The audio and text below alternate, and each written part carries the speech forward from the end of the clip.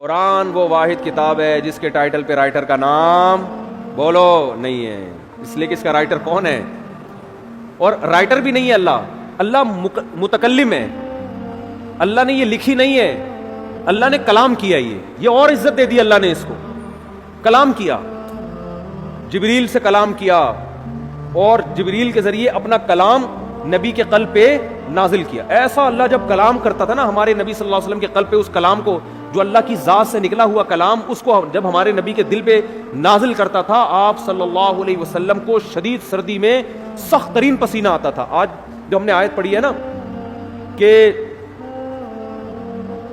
کلوا واشربوا حتی یتبین لکم الخیط الابیض من الخیط الاسود من الفجر، پہلے یہ آیت نازل ہوئی کہ تم صبح سحری کے وقت تک کھا سکتے ہو جب تک سفید دھاگا کالے دھاگے سے جدا نہ ہو جائے۔ اصل میں اللہ تعالیٰ یہ بتا رہے تھے کہ اتنی روشنی ہو جائے کہ سفید اور کالے دھاگے میں فرق تمہیں نظر آنا شروع ہو جائے۔ یہ جب ہوتا ہے جب مشرق کی طرف سورج کی روشنی ایسے لمبائی میں پھیلنا شروع ہوتی ہے۔ اب صحابی کی سمجھ میں ہی نہیں آیا، وہ سمجھے کہ اس آیت کا یہی مطلب ہے کہ کالا دھاگا اور سفید دھاگا، حالانکہ یہ کنایا تھا کہ صبح صادق ہو جائے۔ تو وہ صحابی جو تھے نا وہ یہ لے کے بیٹھ گئے اور دھاگوں میں فرق کرنے لگے۔ تو جب فرق کرنے لگے تو پریشان ہوئے، نبی صلی اللہ علیہ وسلم کے پاس آئے کہ اللہ کے کلام کا مطلب کیا ہے۔ تو آپ صلی اللہ علیہ وسلم پر اللہ نے ایک لفظ نازل کیا چھوٹا سا، کلوا واشربوا حتی یتبین لکم الخیط الابیض من الخیط الاسود، کہ رات یعنی کالا دھاگا سفید دھاگے سے جدا ہو جائے، یعنی فجر کا وقت ہو جائے۔ تو یعنی فجر، اتنا لفظ نازل کیا اللہ نے، من الفجری کا لفظ۔ اور امی عائشہ فرماتی ہیں کہ اتنا سا لفظ جب نبی پہ نازل ہوا تو شدید سردی میں آپ صلی اللہ علیہ وسلم کے پسینہ ٹپکنا شروع، ایسے نچڑنا شروع۔ ہم سمجھ گئے کہ آپ پر کیا نازل ہو رہی ہے، وہی۔ جب آپ صلی اللہ علیہ وسلم نارمل حالت میں آئے تو آپ نے کیا لفظ پڑھا، من الفجر، بس اتنا سا لفظ۔ تو یہ اللہ کا کلام تھا۔ ایک اور دلچسپ واقعہ ہمیں ملتا ہے احادیث میں، قرآن مجید کی آیتیں نازل ہوئیں، لا یستوی القاعدون من المؤمنین، جو مومنین میں پیچھے بیٹھنے والے لوگ ہیں وہ ان کے برابر نہیں ہو رہے جو میدان جہاد میں بولو لڑتے ہیں۔ پیچھے بیٹھنے والے آگے میدان جہاد میں لڑنے والوں کے برابر، بولتے کیوں نہیں یار، کیا ہو گیا، نہیں ہے۔ وہ لڑ رہے ہیں میدان میں، قربانیاں دے رہے ہیں، تم یہاں پیچھے بیٹھے ہوئے ہو۔ ٹھیک ہے تم نماز پڑھ رہے ہو، زکوٰۃ دے رہے ہو، عبادت کر رہے ہو، لیکن ان جیسا تھوڑی ہو، وہاں تو ہاتھ ضائع ہونے کا خطرہ، آنکھیں ضائع ہونے کا خطرہ، شہادت کا خطرہ، گرفتاری کا خطرہ، وہ 10 خطرے مول رہے ہیں، تو تم کیسے سمجھتے ہو کہ تم ان کے برابر ہو سکتے ہو؟ اب بعض صحابہ معذور تھے، ان کا جذبہ تھا میدان جہاد میں لڑنے کا، لیکن معذوری کی وجہ سے ان کو نبی جانے کی پرمیشن نہیں دیتے۔ وہ اتنے غمزدہ ہوتے کہ روتے تھے کہ کاش اللہ ہمیں صحت دیتا، ہم بھی جا کے لڑتے۔ اب جب یہ آیتیں نازل ہوئیں تو ان کا دل تو اور بیٹھ گیا کہ بھئی ہمارا تو بالکل انہی کی طرح لڑنے کا جذبہ ہے، ہمارے بازو میں طاقت نہیں، ہمارے کوئی نابینا تھے، کوئی بیچارے معذور تھے پاؤں سے، کوئی اپاہج تھے، تو ہمیں تو نبی روکتے ہیں، ورنہ ہمارا تو جذبہ ہے، اور اللہ نے کہا کہ تم ان کے برابر نہیں ہو سکتے، جبکہ ہم تو روتے ہیں یہاں بیٹھ کے کاش ہمیں بھی وہاں جانے کا موقع ملتا۔ تو جب یہ نبی صلی اللہ علیہ وسلم کے سامنے صحابہ نے اشکال کیا نا، تو ایک صحابی فرماتے ہیں کہ آپ صلی اللہ علیہ وسلم کی ران مبارک میری ران پر تھی، ران مبارک میری ران پر تھی۔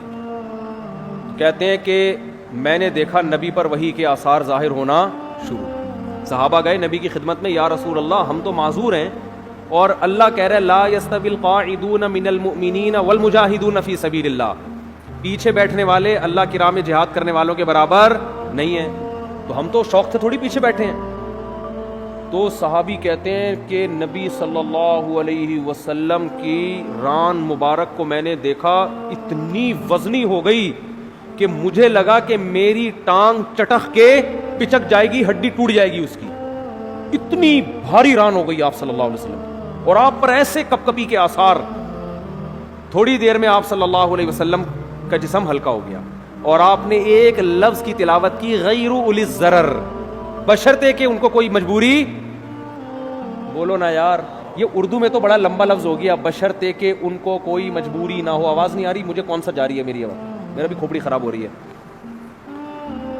آواز نہیں آ رہی ان کو، تصویر پہ گزارا کریں۔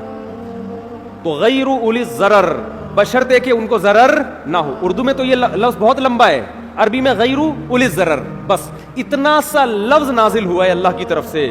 اور صحابی کہتے ہیں اتنا جسم بوجھل ہو گیا کہ میری ٹانگ مجھے قریب تھا کہ ٹوٹ کے چٹک کے پچک جائے گی وہ. اور ایسے آپ صلی اللہ علیہ وسلم کے پسینہ نچڑنے لگا جہاں پہ. میں یہ سوچتا تھا کہ جب اللہ نے یہ نازل کرنا ہی تھا ہے بھائی کہ جو پیچھے بیٹھنے والے لوگ ہیں وہ آگے جانے والوں کے برابر نہیں ہے بشرطے کہ ان کو کوئی معذوری نہ ہو، تو پہلے ہی نازل کر دیتا. کیا ہو گیا بھائی، کیا ہو گیا یار، تاکہ صحابہ کو اشکال ہی نہ ہوتا. صحابی نے آ کے اشکال کیا کہ ہم تو عذر سے بیٹھے ہوئے ہیں، تو ہم بھی ان کے برابر نہیں ہیں جو آگے لڑ رہے ہیں. پھر اشکال کیا، پھر اللہ نے کیا دیا، جواب دیا.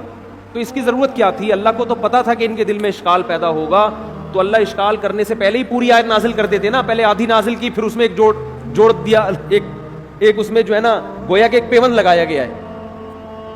تو اصل میں یہ حکمت تھی قرآن کی حقانیت، قرآن کی حقانیت کہ نبی اپنی طرف سے ایک لفظ کا بھی اس میں اضافہ نہیں کر سکتے، ورنہ نبی اس کی تشریح کر دیتے نا کہ بھائی تم جو میرے پاس آئے ہو اور یہ پوچھ رہے ہو کہ پیچھے بیٹھنے والے آگے بیٹھنے والوں کے برابر نہیں ہیں، تو میں نے اللہ سے پوچھا، اللہ نے مجھے بتا دیا ہے. میرا وہی تو ویسے بھی آتی تھی نا جس کو حدیث کہا جاتا ہے، یہ بھی تو اللہ سے پوچھ کے ہی باتیں کرتے تھے آپ صلی اللہ علیہ وسلم. تو میں نے اللہ سے پوچھا، اللہ نے بتایا کہ اس میں خود بخود یہ شرط لگی ہوئی ہے کہ بشرطے کہ کوئی عذر نہ ہو، یہ بتا دیتے. لیکن نہیں، اللہ نے یہ ثابت کرنا تھا کہ اس میں نبی اپنی طرف سے کوئی ایڈیشن بولو نہیں کر سکتے. اور صحابہ کو یہ بھی دکھانا تھا کہ یہ نبی کے اپنے الفاظ نہیں ہیں، یہ آسمان سے نازل ہوئے ہیں. اپنے الفاظ میں انسان کی یہ کیفیت نہیں ہوتی، یہ واقعی من جانب اللہ الفاظ نازل ہو رہے ہیں کہ ایک لفظ نے اتنا بوجھل بنا دیا کہ آج تم نے اپنی آنکھوں سے دیکھ لیا کہ تمہاری ٹانگ ٹوٹ کے ہلاک ہونے والی تھی. اس کا مطلب یہ ایک لفظ کا بوجھ ہے جو اللہ کی ذات سے نکلا اور پیغمبر کے قلب پہ نازل ہوا، تاکہ صحابہ کو اور اطمینان ہو جائے کہ یہ ان کا کلام نہیں ہے.